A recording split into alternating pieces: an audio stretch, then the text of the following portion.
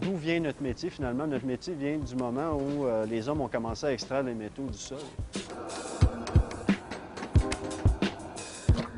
Ça prend quelqu'un qui a l'esprit imaginatif. Ça prend énormément d'imagination. On le laisse aller, puis à l'aide de son imagination, on peut découvrir toutes sortes de pièces qui peuvent être très intéressantes à faire. Être débrouillard, être capable de créer quelque chose, de voir son travail. Une femme qui veut, là, elle peut faire sa place, puis elle peut y aller, puis les gars, ils vont l'accepter, puis ils vont la prendre, puis c'est à nous à faire notre place, puis à dire « OK, j'embarque, puis let's go », puis on y va. Ce que j'aime le plus, c'est qu'on ne travaille pas jamais à la même place. Il faut tout le temps bouger, travailler, utiliser ses bras, utiliser sa tête. J'adore ça, c'est vraiment excellent, là.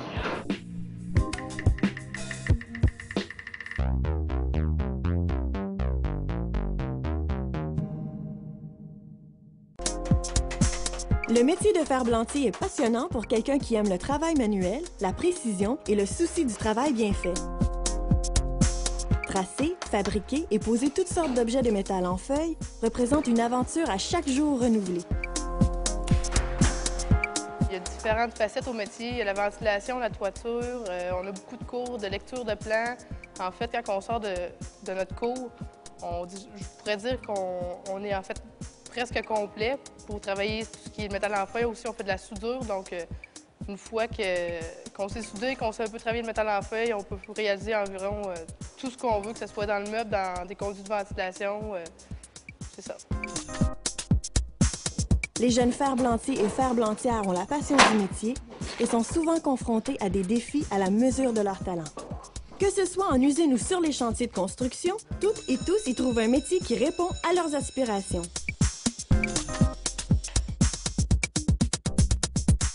C'est le fun. Je pourrais dire en une phrase, go for it. Si t'aimes ça, travailler manuel, réaliser des pièces par toi-même, c'est la place.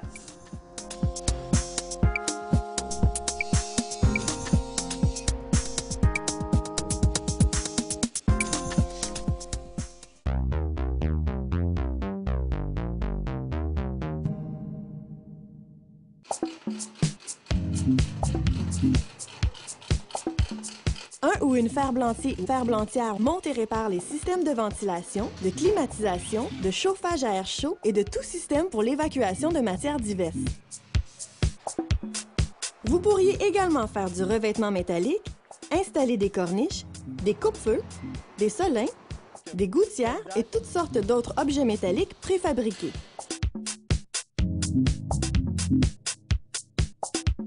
Vous pourriez travailler en usine, pour une entreprise manufacturière ou sur un chantier.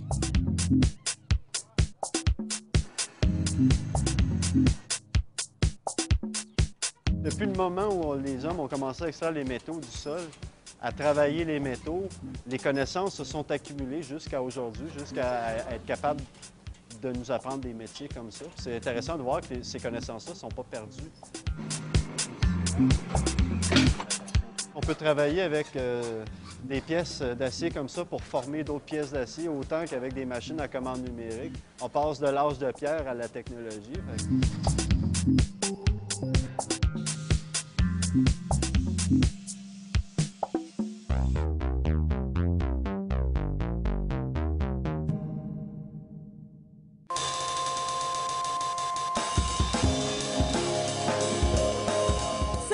Semaines de formation, soit 1800 heures de cours, sont dispensées par le programme d'études en ferblanterie-tôlerie. Il y a 6 centres de formation professionnelle autorisés à donner cette formation au Québec. C'est un petit peu nos petites familles, nos jeunes. Puis travailler avec les jeunes qui viennent nous trouver professionnels, c'est toujours super valorisant parce que c'est des jeunes qui sont déterminés à s'en sortir et puis à performer et puis finalement à embarquer sur le fameux marché du travail que pour nos jeunes, souvent, on pense que c'est dur à atteindre, mais voyez-vous, on s'occupe d'eux comme nos propres enfants, et puis ça va assez bien. À chaque jour, c'est un nouveau défi. Quand je me lève, j'ai hâte d'aller à l'école, voir qu'est-ce qu'on va faire, puis les pièces qu'on a travaillées, puis tout. Puis vraiment, c'est un beau défi à relever que je pense que je le relève assez bien.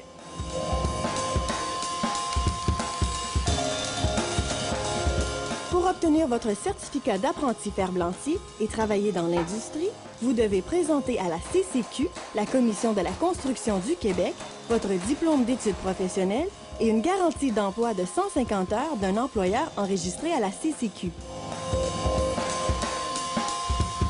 En résumé, à l'obtention de votre DEP, vous irez solliciter un emploi chez un employeur qui vous signera une garantie d'emploi de 150 heures.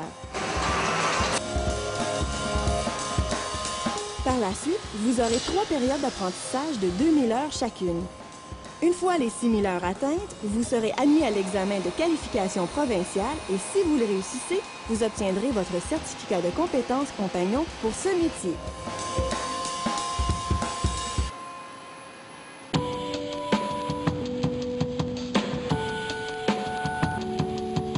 C'est vraiment par hasard que j'ai trouvé ce métier-là, puis j'ai bien aimé, donc j'ai décidé de prendre mon cours, puis c'est la meilleure chose qui m'est arrivée de toute ma vie, je vous dirais.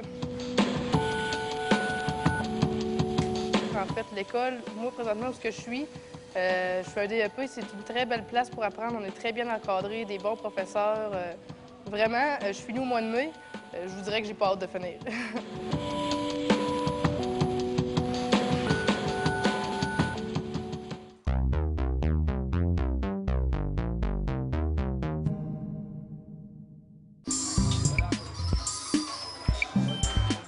Actuellement, ce que je vois dans mon métier, moi, ce que j'aime, c'est quand même on a des horaires pour quelqu'un qui veut s'en aller dans ces métiers-là. C'est fun parce que tu as un horaire, tu fais 17h à 3h, du lundi au vendredi, les avantages sociaux, c'est intéressant.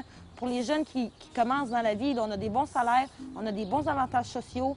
C'est vraiment quelque chose qu'à long terme, c'est vraiment intéressant pour les jeunes. Moi, je dirais, vas-y à fond, mon grand. C'est une bonne job pour plus tard assuré. Ça va faire un bon salaire pour élever une grosse famille. De plus, le travail de ferblantier est moins saisonnier que la plupart des métiers. Un ferblantier travaille davantage puisque les diverses occupations et catégories d'emploi vous permettent de trouver de l'emploi toute l'année.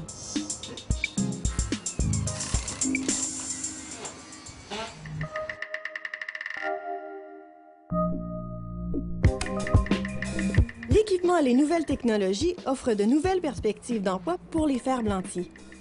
De nouveaux procédés et matériaux comme les joints de fibres de verre et de plastique permettent aux ferblantiers d'installer et de souder du plastique, ce qui permet de nouveaux emplois pour ce métier.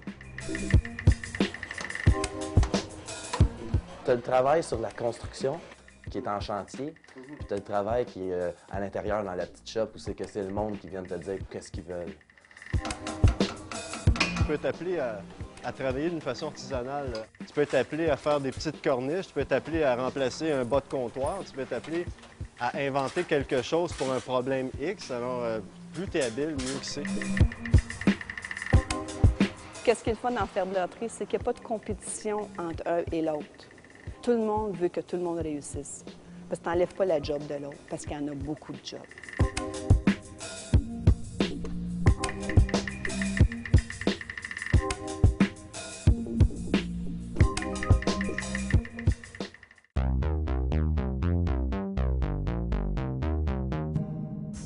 Il y en a beaucoup qui peuvent aller se diriger vers le génie civil, d'autres en alimentation.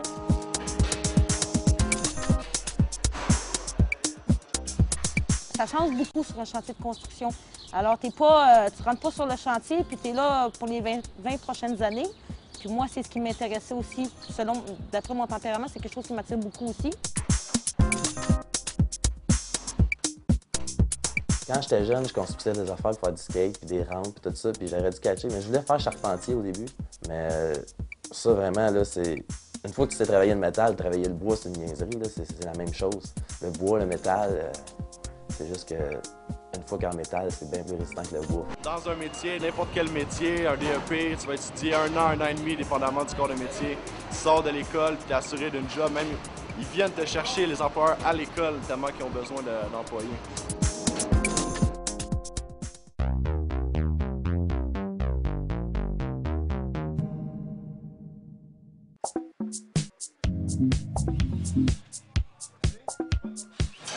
C'est physique, technique, un bon regroupement de choses. Je compare ça un peu à un jeu d'échecs.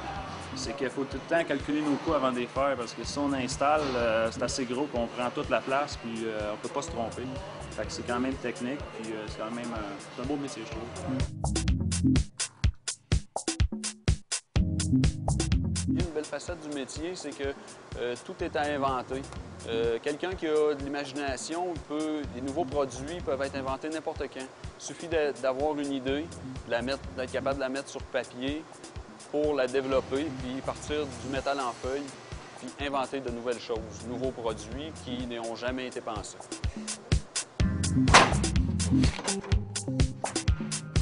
Faut que tu aies la perception spatiale. Faut que tu dises, tu as une idée dans ta tête, ta voix dans ta tête, tu veux l'appliquer, puis après, tu vas l'avoir fini. Comme moi, présentement, je suis en train de me faire un skateboard en aluminium. Je sais pas si ça va marcher, mais on va essayer. Être capable de voir le travail, être débrouillard, voir le travail qui s'en vient à faire, être capable d'être en avance sur son travail, être fonceur aussi, être capable de relever des défis, parce que souvent, il arrive « Ah oui, ça devait être là, ça ne fit pas, qu'est-ce qu'on va faire avec ça? »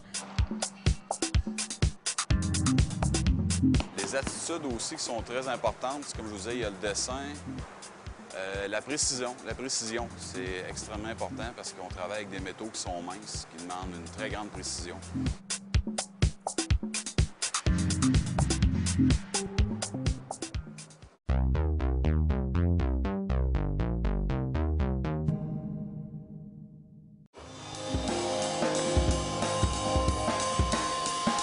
Si on aime ce métier-là, c'est en touchant la tôle qu'on voit si on se sent à l'aise ou pas avec.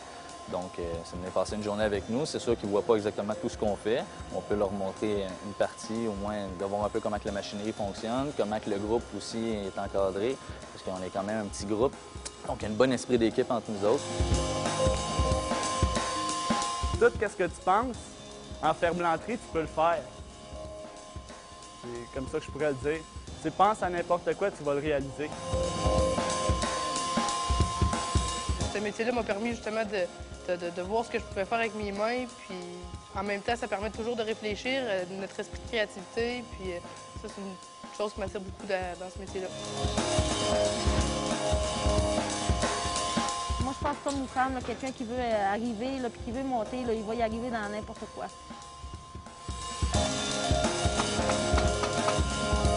J'avais jamais entendu parler de ce métier-là. C'est vraiment... J'en mange à chaque jour. Je me lève le matin, là, puis j'ai le goût d'aller à l'école, j'ai le goût d'aller travailler. C'est vraiment pas comme d'autres choses. C'est le plus beau métier du monde. Je vous encourage.